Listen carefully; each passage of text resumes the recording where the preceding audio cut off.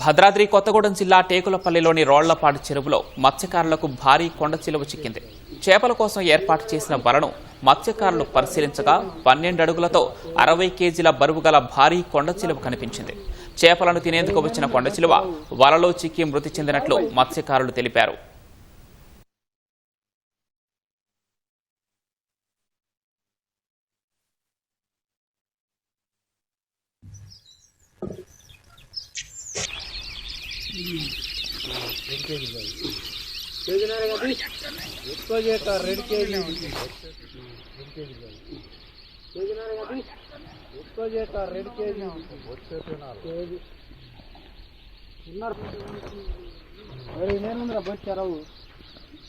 నేను